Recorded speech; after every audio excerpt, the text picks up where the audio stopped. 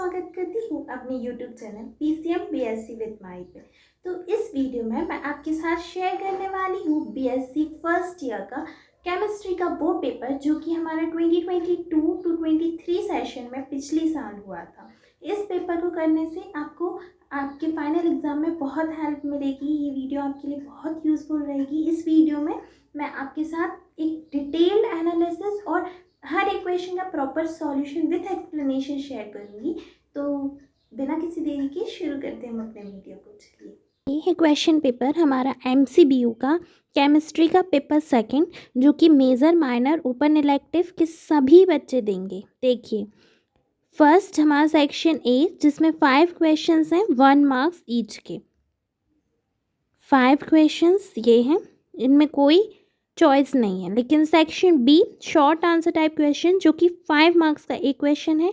Total 5 questions हैं 25 marks के। इसमें हर एक क्वेश्चन में चॉइस है और हर एक यूनिट से क्वेश्चन है। देखिए, पेपर हमेशा की तरह हमारा इंग्लिश हिंदी दोनों में रहेगा।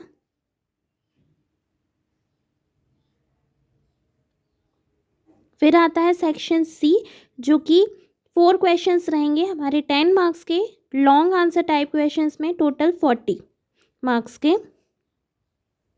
इसमें भी चॉइस रहेगी, कुछ न्यूमेरिकल्स रहेंगे,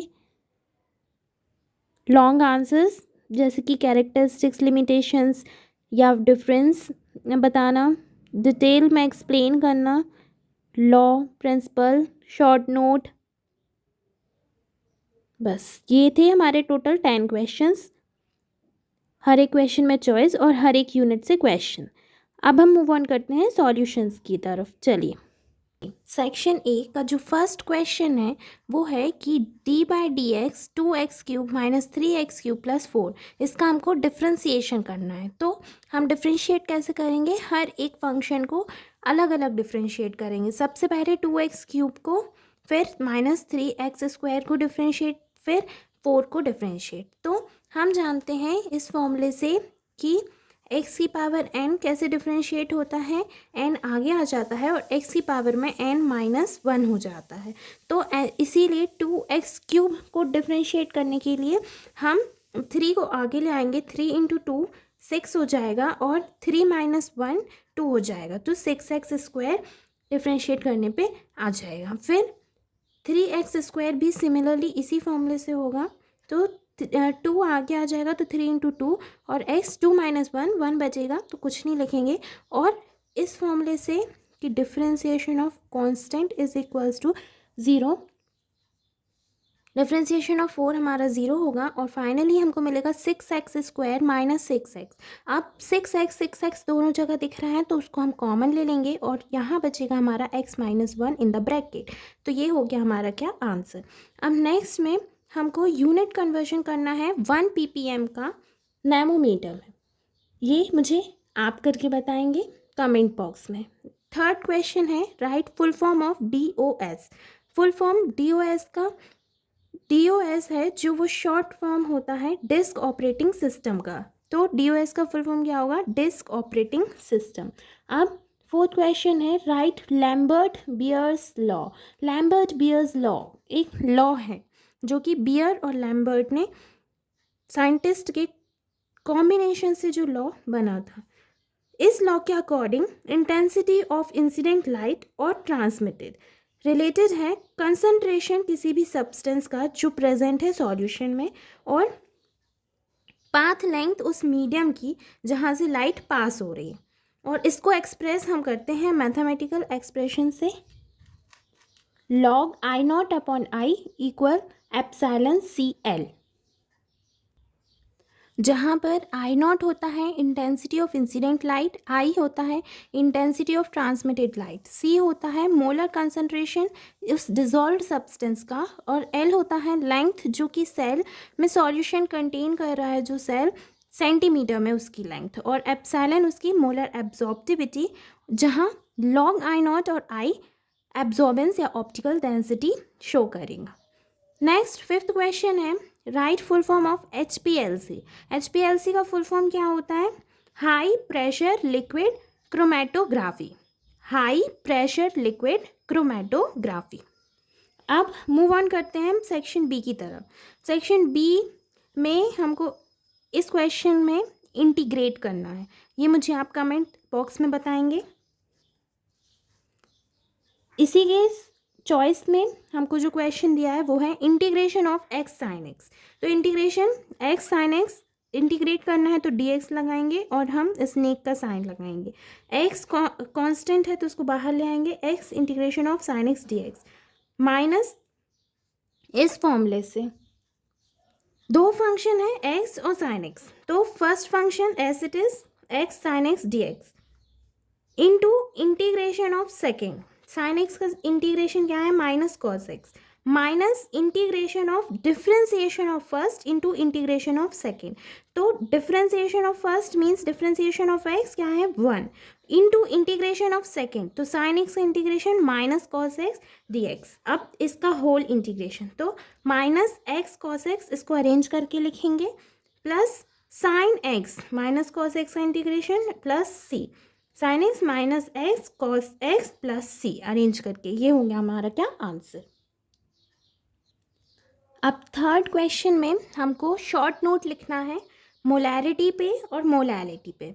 सबसे पहले मोलैरिटी किसी सॉल्यूशन को अगर हम डिफाइन करते हैं तो नंबर ऑफ मोल्स जो कि सॉल्यूट में डिज़ोल्व हो रहे हैं 1 लीटर सॉल्यूशन में। 1 लीटर सॉल्यूशन में जितने number of moles of solute dissolve होंगे उन्हीं को हम मोलैरिटी उस सॉल्यूशन का कहेंगे।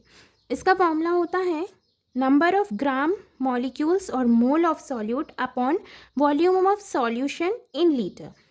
Capital M is equals to या फिर mass of solute upon molecular mass of solute into volume of solution in litre. और शॉर्ट में लिखें तो capital M is equals to small w into 1000 upon m where w into capital V। अब इधर हम क्या कहेंगे कि कैपिटल V है volume of solution in ml, W है मास ऑफ सॉल्यूट और mw molecular mass of solute. अब कुछ और पॉइंट्स अगर देखें मोलैरिटी पे, क्योंकि शॉर्ट नोट लिखना है, तो मोलैरिटी में हम टोटल वॉल्यूम उस सॉल्यूशन के टोटल वॉल्यूम को कंसीडर करेंगे। हम मोलैरिटी में उस सॉल्यूशन जिस सॉल्यूशन को लेंगे उसके टोटल वॉल्यूम को कंसीडर करेंगे। Second, total volume of that solution हमेशा 1 लीटर होना चाहिए। टोटल वॉल्यूम कितना होना चाहिए उस सॉल्यूशन का 1 लीटर होना चाहिए। और मास की इम्पोर्टेंस इधर नहीं रहेगी, मोलैरिटी में मास की कोई इम्पोर्टेंस नहीं है। थर्ड, मोलैरिटी चेंज होगा क्यों? चेंज इन टेम्परेचर की वजह से। चेंज इन टेम्परेचर में मोलैरिटी चेंज होगी। क्यों? क्योंकि देखिए अगर हम वॉल्यूम कंसीडर कर रहे हैं तो वॉल्यूम क्या होता है, लिक्विड का वॉल्यूम होता है और टेम्परेचर को बढ़ाने से किसी भी लिक्विड का वेपर चला जाएगा तो क्या होगा, उसका वॉल्यूम कम होगा, वॉल्यूम में चेंज आएगा, तो इसीलिए मोलैरिटी में भी चेंज आएगा। और इसको हम एक्सप्रेस करेंगे किस यूनिट में, मोल पर लीटर। इसका यूनिट ऑफ मोलैरिटी हमारा होगा मोल पर लीटर। ओके, सेकेंड हम देखेंगे मोलैलिटी क्या होता है। मोलैलिटी किसी भी सॉल्यूशन की डिफाइन होती है number of moles of solute. इधर भी हम number of moles of solute ही लेंगे, सॉल्यूट की नंबर ऑफ मोल्स, लेकिन किलोग्राम में, which is 1000 gram of the solvent. लेकिन सॉल्वेंट में वहाँ हम सॉल्यूशन ले रहे थे वॉल्यूम में मोलैरिटी और 1 लीटर में, और इधर हम किलोग्राम में 1000 ग्राम में सॉल्वेंट लेंगे। It is denoted by small m। Molality का फॉर्मूला होता है number of moles of solute upon mass of solvent in kg। Number of gram molecules of the solute upon mass of solvent in gram into 1000। और इसी फॉर्मूले को अगर और अच्छे से अरेंज करके लिखें तो ये, और शॉर्ट फॉर्म में m is equals to w into 1000 upon m where w into capital W। अब और पॉइंट्स देखें तो मोलैलिटी में हम मास सॉल्वेंट का कंसीडर करते हैं, सॉल्वेंट का मास को हम कंसीडर करते हैं। Second, total mass of the solvent हमेशा 1000 ग्राम या 1 kg ही होना चाहिए, while volume of the solution यहाँ कंसीडर नहीं किया जाता है। मोलैलिटी में टेम्परेचर का कोई चेंज, मतलब टेम्परेचर की वजह से कोई चेंज नहीं आता है। और एक्सप्रेस इसको मोलैलिटी को हम करते हैं किस यूनिट में, मोल पर केजी में, मोल पर केजी। नेक्स्ट चॉइस में जो क्वेश्चन हमारा आता है वो है difference between accuracy and precision. तो इधर एक्यूरेसी क्या होता है, fraction of the balance between the true value and the measured value of an experiment.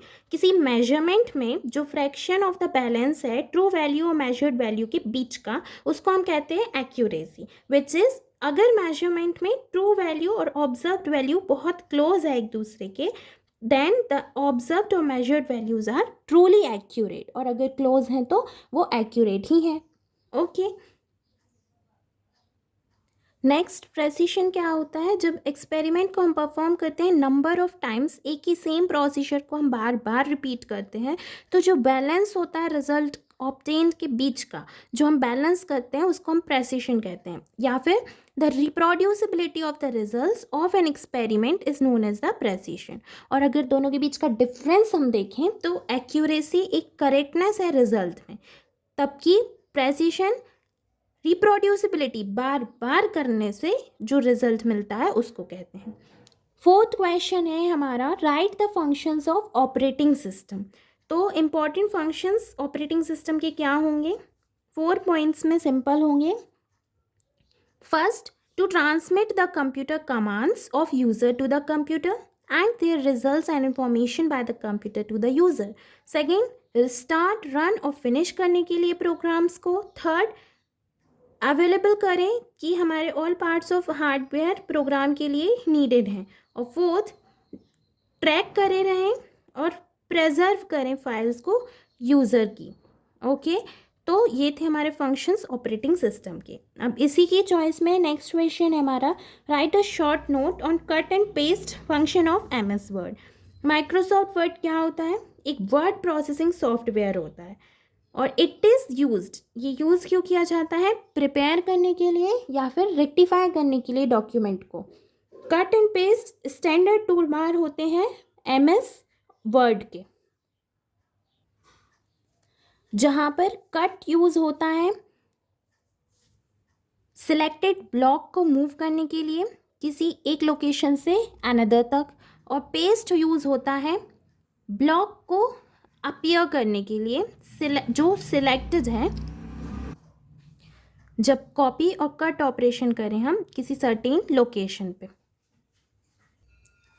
Next fifth question है, एक्सप्लेन करना है इफेक्ट ऑफ प्रेशर को इक्विलिब्रियम कांस्टेंट पे. तो देखिए, सबसे पहले theory, there is effect of change in pressure only on the gaseous reactions in which there is change in number of moles. जहाँ change होगा number of moles में सिर्फ gaseous reactions में, वहाँ change होगा किसकी, pressure की वजह से. अब which is in the chemical equation exhibiting the reaction there is difference in the number of mole of gaseous reactants and number of mole of gaseous product. जो gaseous reactant और product रहेंगे उनके moles के number में difference आएगा जब हम chemical equation लिखेंगे. ओके, अब इसको हम एग्जांपल की तौर पे अगर समझें तो कंसिडर करते हैं हम किस गैशियस रिएक्शन को, नाइट्रोजन और हाइड्रोजन की कंबाइन करने पे जब वो अमोनिया बनाता है उस रिएक्शन को. तो नाइट्रोजन के 1 मोल, हाइड्रोजन के 3 मोल्स कंबाइन करके क्या बनाएंगे, अमोनिया के 2 मोल्स. यही हमने लिखा है 2 mole of product NH3 are formed by the 4 mole 1 mole of N2 and 3 mole of H2 of reactants.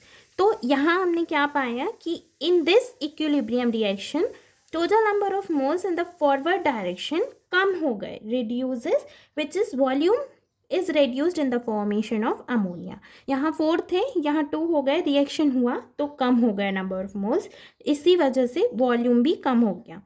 According to the Le Chatelier's principle, Le Chatelier's principle क्या कहता है कि जब प्रेशर को हम इंक्रीज करते हैं इक्विलिब्रियम में तो इक्विलिब्रियम शिफ्ट होता है उस डायरेक्शन में जहाँ इफेक्ट ऑफ प्रेशर इंक्रीज होगा, इंक्रीज होके इंक्रीजेस अंडर. ओके, अब हम लेते हैं नेक्स्ट एग्जाम्पल. इस एग्जाम्पल में हम कंसीडर करेंगे डिसोसिएशन किसका, N2O4 का, जहाँ N2O4 का 1 मोल रिएक्ट करने पे 2 मोल्स देगा हमको NO2 के। यहाँ डिसोसिएशन हुआ है तो इंक्रीज होगा प्रेशर को डिक्रीज करने पे, नंबर ऑफ मोल्स इंक्रीज हुए तो वॉल्यूम भी इंक्रीज हुआ, और लीच एटलियस प्रिंसिपल के अकॉर्डिंग ही यहाँ इक्विलिब्रियम शिफ्ट कहाँ हुआ, प्रेशर को डिक्रीज करने की डायरेक्शन पे। Since pressure is directly proportional to the number of moles, therefore on increasing pressure equilibrium will shift in a direction where the effect of increase in pressure undoes. ये था हमारा conclusion. अब इसी के choice में जो next question है वो है, हमको कैरेक्टरिस्टिक्स लिखने हैं किसके, केमिकल इक्विलिब्रियम के। तो during a reversible chemical process chemical equilibrium is defined. Chemical equilibrium को डिफाइन कैसे करते हैं, वो स्टेट जहाँ पे अमाउंट ऑफ रिएक्टेंट और प्रोडक्ट चेंज नहीं होता है, जहाँ चेंज नहीं होता है, कांस्टेंट रहता है उस स्टेट पे रिएक्टेंट और प्रोडक्ट का अमाउंट, उसको हम कहते हैं इक्विलिब्रियम, केमिकल इक्विलिब्रियम। कैरेक्टरिस्टिक्स क्या है, फॉरवर्ड और रिवर्स रिएक्शंस में सेम रेट रहेगा, इक्विलिब्रियम में रिएक्टेंट और प्रोडक्ट दोनों प्रेजेंट रहेंगे, और कंसंट्रेशन जो रिएक्टेंट और प्रोडक्ट का रहेगा वो हमेशा कांस्टेंट रहेगा। अब 6th क्वेश्चन है कि क्रोमेटोग्राफी क्या है, व्हाट इज क्रोमेटोग्राफी और व्हाई इज इट बेटर, ये बेटर क्यों है टेक्निक्स ऑफ अदर एनालिसिस के। तो अदर टेक्निक्स हैं जो एनालिसिस के, उससे क्यों है, आइए देखते हैं। सबसे पहले क्रोमेटोग्राफी क्या है।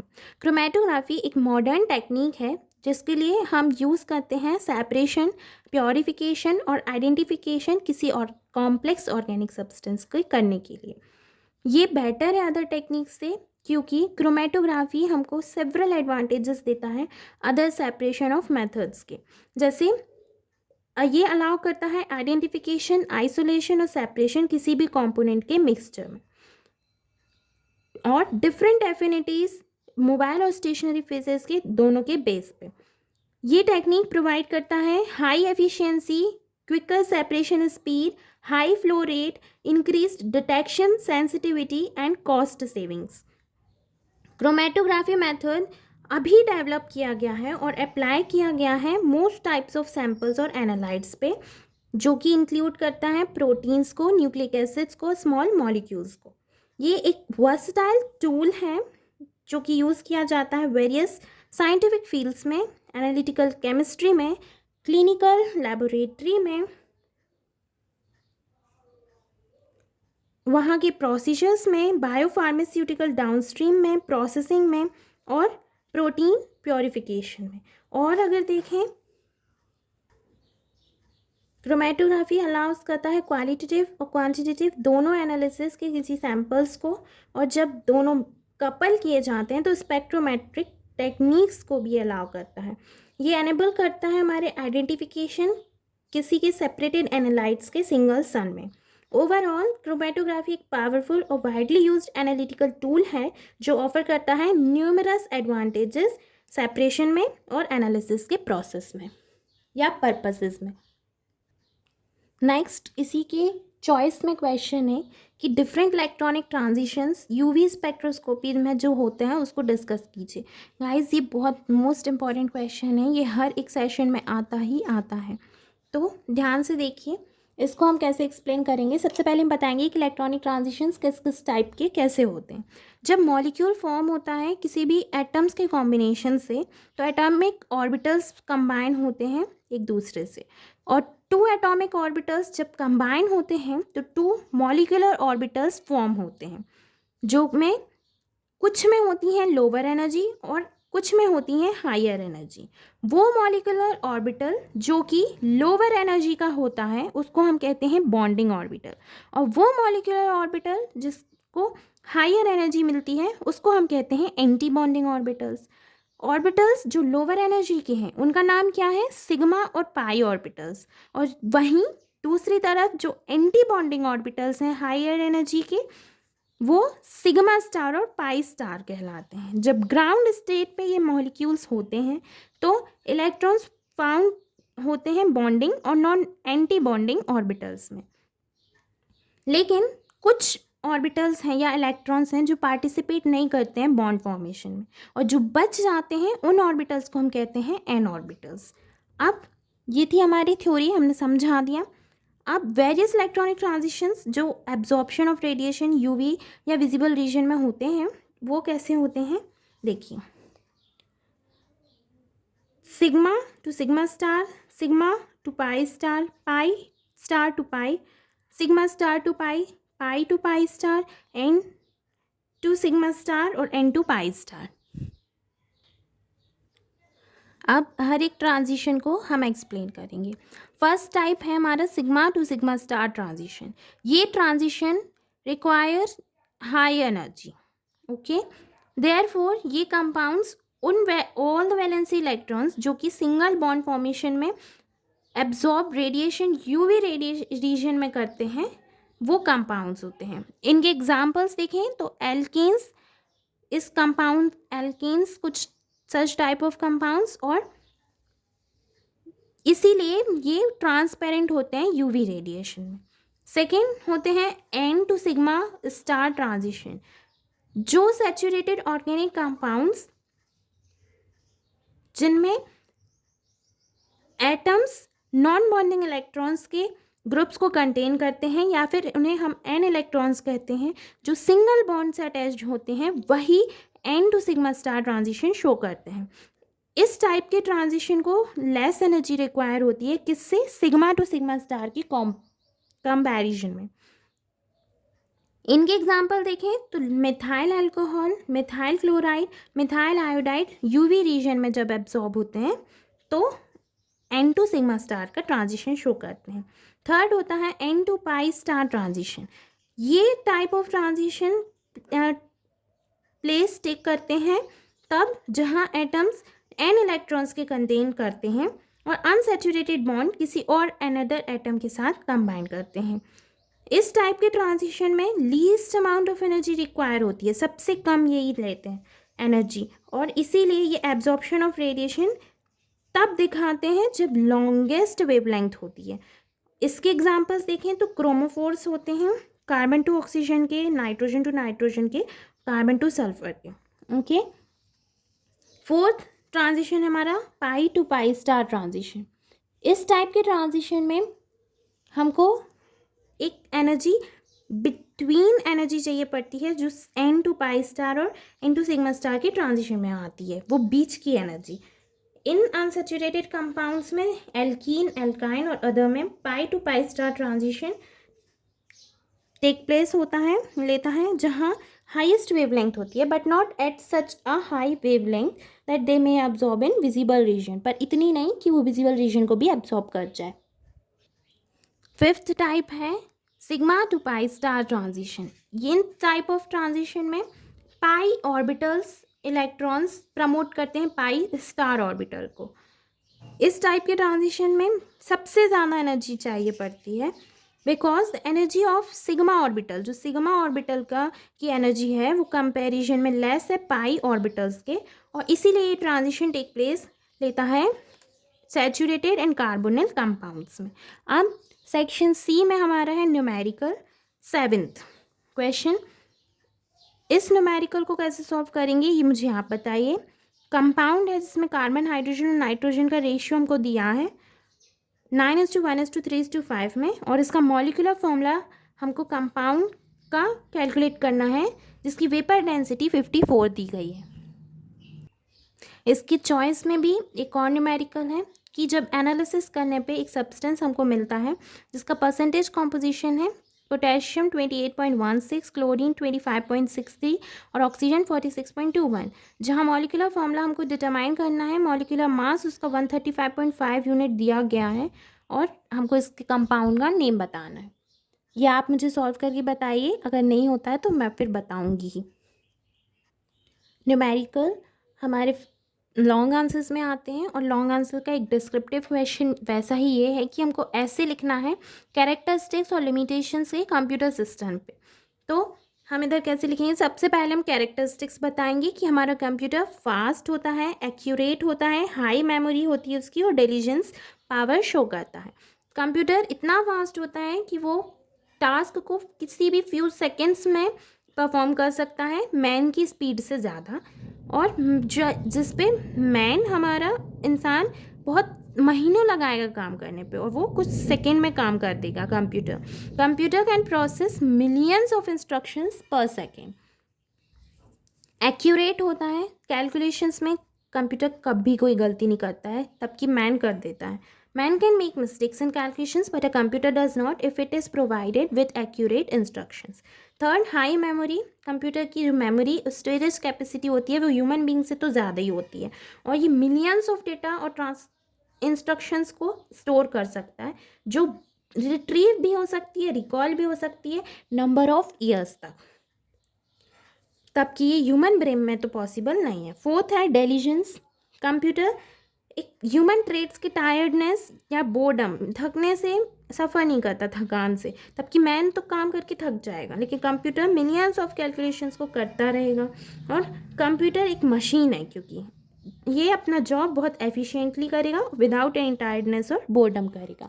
अब लेकिन हमको लिमिटेशंस बताने, ये थे कैरेक्टरिस्टिक्स। लिमिटेशंस में नो इंटेलिजेंस। कंप्यूटर की खुद की कोई इंटेलिजेंस नहीं है, वो एक मशीन है। बनाया किसने? इंसान ही ने है ना उसको, तो इसकी कोई खुद की इंटेलिजेंस नहीं है।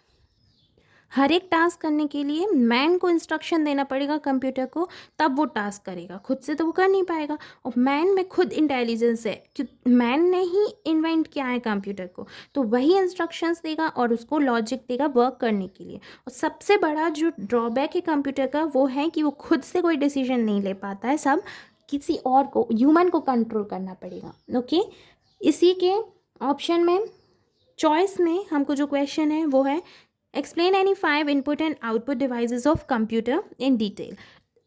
तो आइए देखते हैं कुछ इनपुट और आउटपुट डिवाइसेस। सबसे पहले हम ये एक्सप्लेन करेंगे कि इनपुट डिवाइसेस क्या होते हैं। इनपुट डिवाइसेस जो एक्सेप्ट करते हैं डेटा को किसी भी सूटेबल फॉर्म में और ट्रांसलेट करते हैं एक सीक्वेंस में इलेक्ट्रिकल पल्सेस के, इनपुट करते हैं सेंट्रल प्रोसेसर को। ये होते हैं हमारे इनपुट डिवाइसेस। अब इनपुट डिवाइसेस में 3 डिवाइसेस को हम डिस्क्राइब करेंगे। फर्स्ट है कीबोर्ड। कीबोर्ड एक बहुत इम्पॉर्टेंट इनपुट डिवाइस है कंप्यूटर का, जो कि सारे कमांड्स देता है कंप्यूटर को, वो देते हैं हम कीबोर्ड से। और कीबोर्ड मेनली 3 टाइप्स के होते हैं, नंबर ऑफ कीज़ पे डिपेंड करते हैं, 84, 87, 101 कीज़ कीबोर्ड पे कौन सी हैं। फिर सेकेंड है माउस। माउस ऐसा इनपुट डिवाइस है जो सबसे ज़्यादा यूज़ होता है ग्राफिक्स सॉफ्टवेयर के लिए।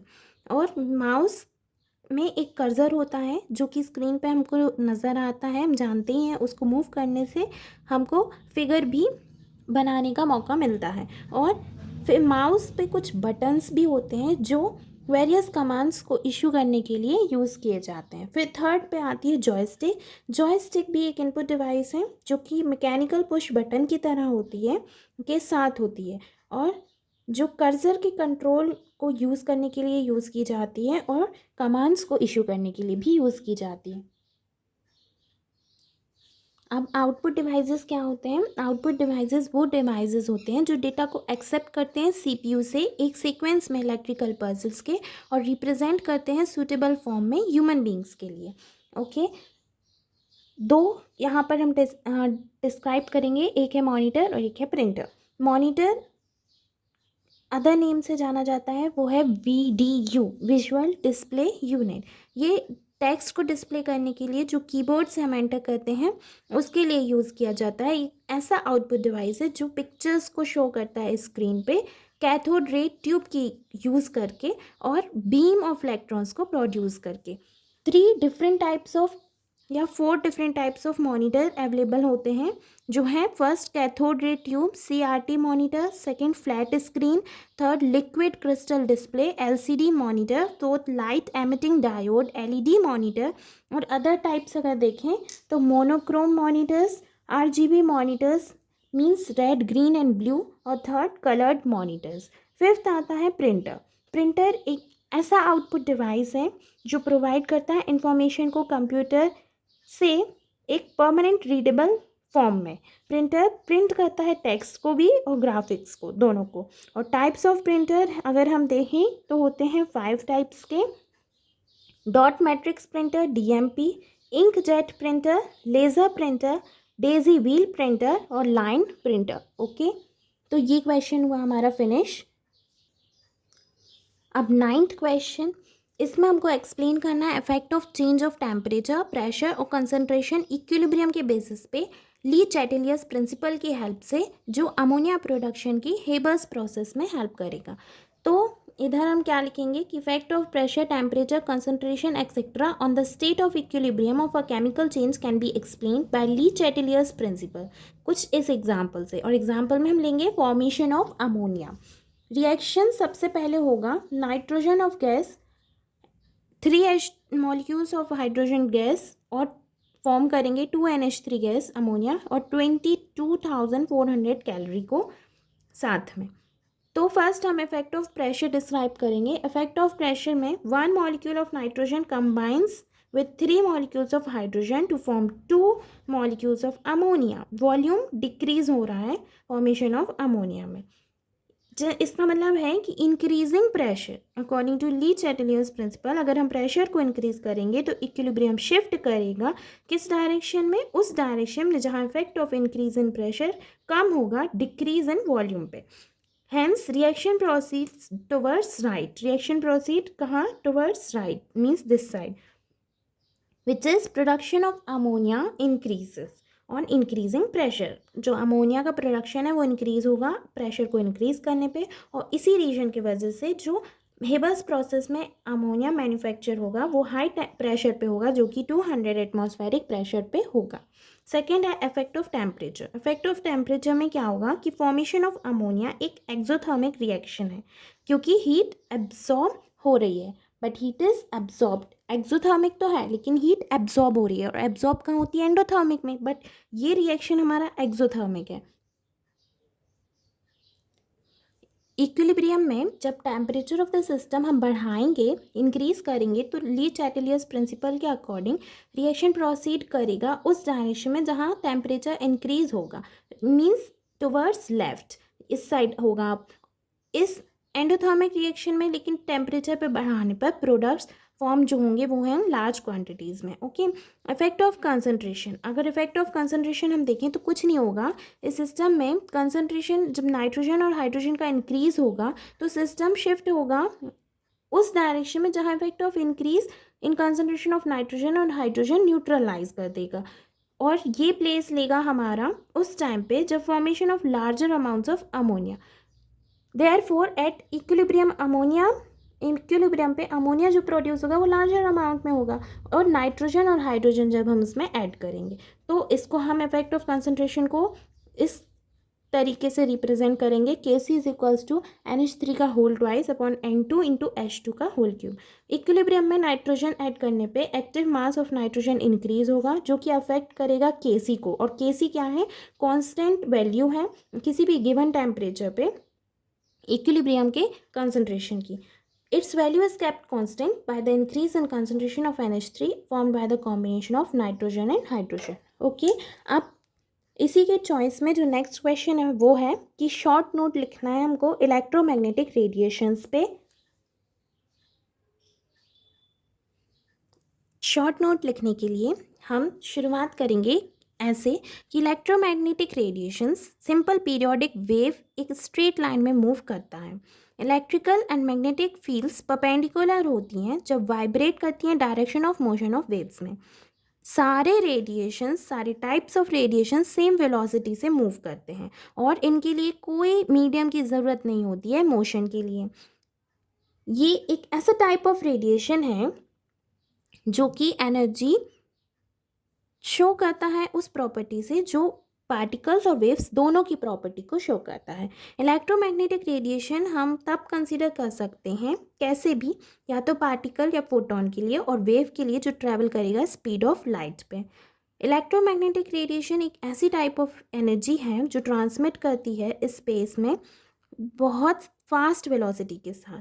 और इलेक्ट्रोमैग्नेटिक रेडिएशंस बहुत टाइप्स की होती हैं, जैसे radio waves, ultraviolet rays, infrared rays, visible light, etcetera, all are electromagnetic radiations.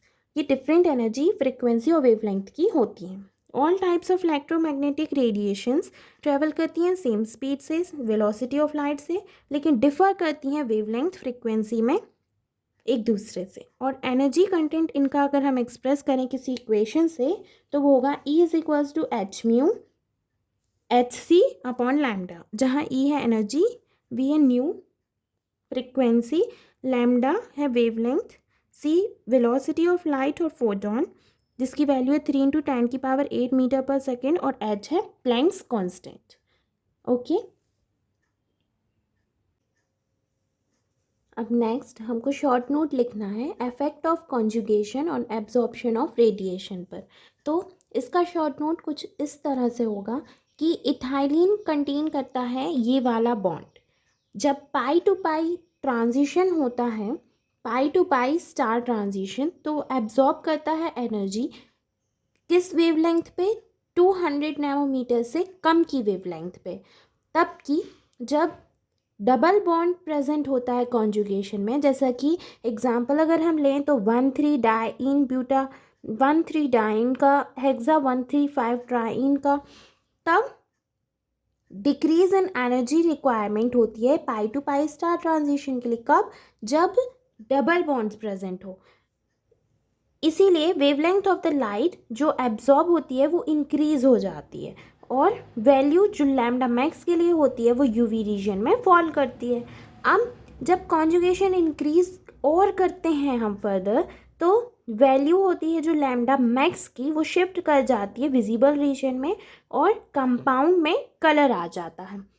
जैसे कि एग्जांपल अगर हम लें तो बीटा कैरोटीन का जो कंटेन करते हैं 11 कॉन्जुगेटेड डबल बॉन्ड्स, एब्जॉर्ब करती है ये 497 नैनोमीटर की वेवलेंथ की लाइट, और जो इसका कलर होता है लाइट का वो होता है ब्लू ग्रीन, और कॉम्प्लीमेंट्री कलर ऑरेंज रेड। इस टाइप के एब्जॉर्प्शन की वजह से जो कैरेट मीन्स बीटा कैरोटीन जो कंटेन करता है वो रेड कलर का अपीयर करता है। और ऐसा ऑब्जर्व किया गया है कि कॉन्जुगेशन के इंक्रीज में, कॉन्जुगेशन को बढ़ाने पर एब्जॉर्प्शन बैंड जो शिफ्ट करता है वो लंबी लॉन्गर वेवलेंथ की तरफ शिफ्ट करता है। और जब 2 क्रोमोफोर्स प्रेजेंट होते हैं कॉन्जुगेशन में तो एडिशन होता है बाथोक्रोमिक शिफ्ट का, तब इंटेंसिटी ऑफ एब्जॉर्प्शन में भी इंक्रीज होता है। और ऐसा भी ऑब्जर्व किया गया है कि एग्जैक्ट पोजीशन और इंटेंसिटी बैंड की एक्सटेंट ऑफ कॉन्जुगेशन का डिटरमाइन करवा सकती है। Explain paper chromatography in detail. तो इस क्वेश्चन में पेपर क्रोमेटोग्राफी के बारे में हमको कुछ ऐसे टाइप का लिखना है। पेपर क्रोमेटोग्राफी इन्वेंट हुई थी 1943 में मार्टिन और सिंज साइंटिस्ट के थ्रू, जिन्होंने सेपरेट और आइडेंटिफाई कर प्लांट्स के कंपोनेंट्स को करने के लिए इसको इन्वेंट किया था। प्रिंसिपल पेपर क्रोमेटोग्राफी के 2 हैं, प्रिंसिपल ऑफ पार्टीशन और एब्जॉर्प्शन क्रोमेटोग्राफी। पार्टीशन क्रोमेटोग्राफी में मॉइस्चर और वाटर प्रेजेंट जो पोर्स में होता है सेल्यूलोज फाइबर्स की वजह से, फिल्टर पेपर उनको एक्ट करते हैं स्टेशनरी फेज के द्वारा, और मोबाइल फेज में सॉल्वेंट रखते हैं। फिर एब्जॉर्प्शन क्रोमेटोग्राफी में हम कोटिंग ऑफ सिलिका और एल्यूमिनियम को एड्जॉर्बेंट की तरह एक्ट करवाते हैं, और सॉल्वेंट मोबाइल फेज। फिर रिटार्डेशन और रिटेंशन फैक्टर RF वैल्यू होती है पेपर क्रोमेटोग्राफी में, वो क्या होती है आइए जानते हैं। In order to obtain a measure of the extent of movement of component in a paper chromatography experiment, RF value is calculated for each separated component in the developed chromatogram. RF value एक वो number होता है जिसको हम define करते हैं distance travelled by the component from application point, और इसका कैलकुलेशन हम करते हैं इस फॉर्मूले से, distance travel by the component from starting point upon distance travel by the solvent from starting point. और एप्लीकेशंस हैं, first to check the purity of compounds, second for detection of adulterants, third detect the contaminants in foods and drinks, fourth in the study of ripening and fermentation, fifth for the detection of drugs and dopes in animals and humans, Sixth, in analysis of cosmetics. Seventh, analysis of the reaction mixtures in biochemical labs. और eighth, to separate and identify inorganic metal और ions. Advantages होते हैं simple और rapid. Second, paper chromatography requires very less quantitative material. Third, paper chromatography cheaper होता है compare to other chromatography methods. Fourth, unknown inorganic और organic compounds दोनों identify कर सकते हैं पेपर क्रोमेटोग्राफी के मेथड की हेल्प से. और पेपर क्रोमेटोग्राफी कुछ ज़्यादा स्पेस ऑक्यूपाई नहीं करता है compare to other analytical methods. और सिक्स्थ, ये एक्सीलेंट रिसॉल्विंग पावर रखता है. लिमिटेशंस अगर हम देखें तो large quantity of sample apply करना पड़ता है, ज़्यादा अप्लाई नहीं कर पाते हैं पेपर क्रोमेटोग्राफी में. सेकेंड, क्वांटिटेटिव एनालिसिस में पेपर क्रोमेटोग्राफी इफेक्टिव नहीं होती है. थर्ड, कॉम्प्लेक्स मिक्सचर सेपरेट नहीं होता है क्रोमेटोग्राफी से. और फोर्थ, लेस एक्यूरेट होता है HPLC और HPTLC से. नेक्स्ट क्वेश्चन है और या ऑप्शन के चॉइस में discuss the principle and applications of infrared spectroscopy. तो ये है आंसर हमारे इस क्वेश्चन का, प्रिंसिपल भी और एप्लीकेशंस भी. तो इस वीडियो में हमने ये पेपर पूरा कंप्लीटली सॉल्व किया. ऐसे ही वीडियोस और देखने के लिए मेरे चैनल को सब्सक्राइब करें और एंड तक वीडियो देखने के लिए आपका बहुत बहुत शुक्रिया. अगर ये वीडियो पसंद आई हो तो इसको लाइक कीजिए, शेयर कीजिए और कमेंट में मुझे ज़रूर बताइए. और जो क्वेश्चंस मैंने पूछे हैं उनके आंसर्स भी ज़रूर बताइए. मिलते हैं नेक्स्ट वीडियो में. Bye bye, take care.